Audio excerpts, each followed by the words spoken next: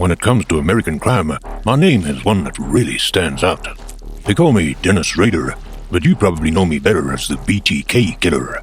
I was one sadistic man. I terrorized the Kansas community for a solid 2 decades. I killed 10 people, even some young ones, from a messed up sexual fantasy.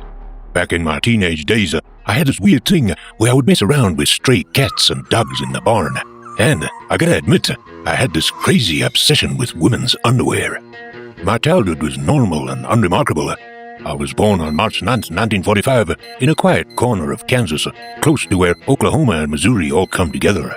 My father was in the U.S. Marine Corps and later worked for the Kansas Electric Utility following World War II. I joined the Boy Scouts as a youth and participated in group activities at the Lutheran Church. I lived a remarkably normal-looking outward life with a wife and 2 children. I was perceived by acquaintances to be a pillar in my wicked Kansas community. Inwardly, however, by participating in autoerotic fantasies behind closed doors, I was able to satisfy my sexual demands and put off my need to kill for months or even years at a period. Eventually, however, the need to kill became so intense that I had no choice but to carry it out. I started having these wild thoughts about being in control, tying up, and playing rough with others when I was really young, like back in grade school.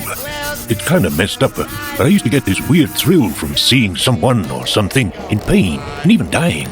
I began to work very hard to grow those feelings. When I was younger, I used to hang out with cats and dogs and play around with them.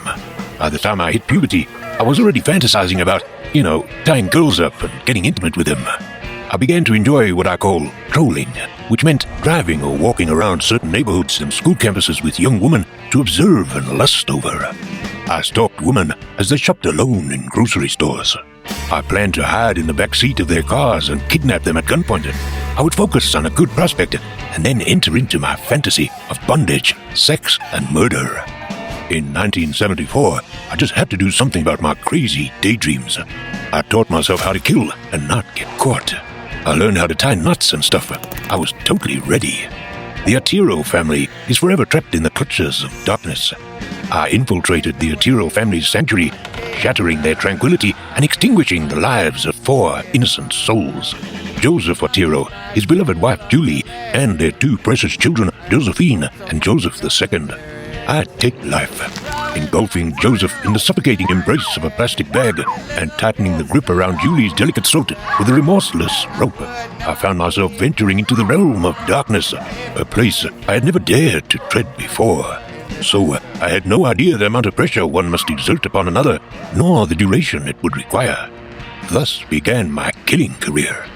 In April 1974, I targeted a 21-year-old woman who happened to work at Coleman too. So, after I broke into her house, I bound her with a cord, undressed her, stabbed her several times in the abdomen, then strangled her.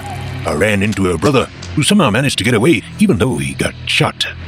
I wrote a letter detailing the January murders and saying that the code that works for me will be bind them, torture them, kill them, BTK. I left the note in a book at the Wicked Public Library and it was eventually recovered by the police. On March 17, 1977, I totally barged into the house of this 26-year-old mom named Shirley Vian. I put Steve Relford's 5-year-old son in the bathroom with some toys and blankets and locked the door.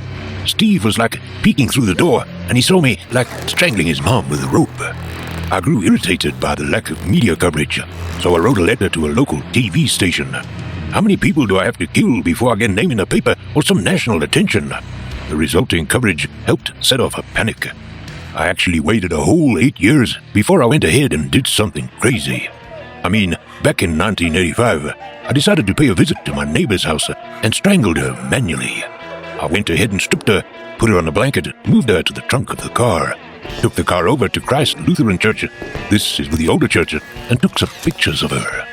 So, there was this 28-year-old mom with 2 kids who got killed back in '86. And then, in '91, I did my last murder. I strangled a 62-year-old lady in a super secluded house. On the 30th anniversary of my first murder, the local paper decided to do a whole feature on me. They were all like, wonder if this guy's dead or locked up somewhere. Can you believe it? Anyway, I thought it would be fun to mess with him a bit, so I sent them some stuff from my 9th murder. Just to keep things interesting.